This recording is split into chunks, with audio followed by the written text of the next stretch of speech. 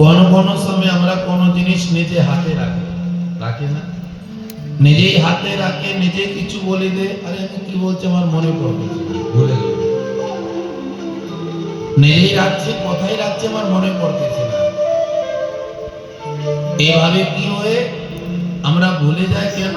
এই माया के प्रभाव के कारण, पाप के प्रभाव के कारण।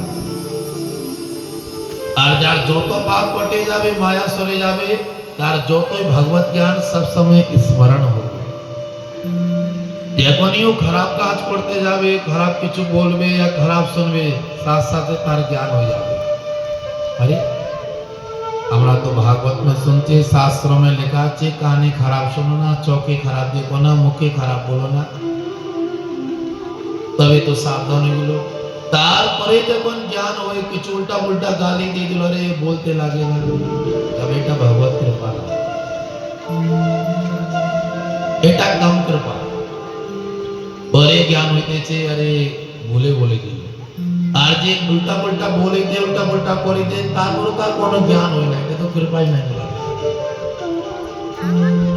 আর সবচেয়ে বড় কৃপা কি আছে? যখনই কিছু উল্টা পাল্টা করতে যাবে, আগে জ্ঞান হয়ে যায় না, আমি করবে না। ওখানে কি আছে?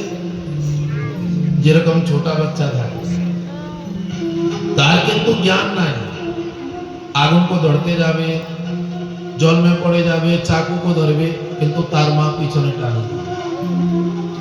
এটা কি হলো? মা কি কৃপা। এইভাবে আমাদের যে माया के कारण, पाप के कारण যখন জ্ঞান থাকে না, উল্টা পাল্টা বলবে, উল্টা পাল্টা শুনবে, কিছু করবে, যখন আমাদের জ্ঞান হয়ে যায়, না করতে লাগে না, বলতে লাগে না, তো মনে ভাববা কি ভগবান টানে নিল। गीता में भगवान बोलছে, अर्जुन যে আমার শ্রী চরণের আশ্রয় লে, যে আমার আনুগত্য হয়ে যায়, তারে আমি নিজে রাস্তা দেব, তারে ভগবান বুদ্ধি দিবে।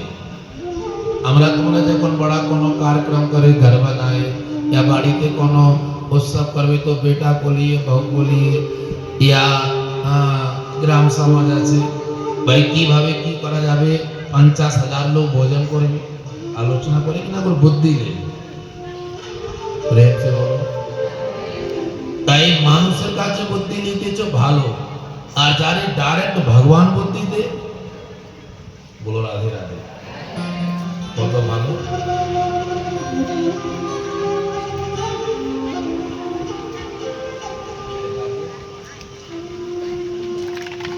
सदैव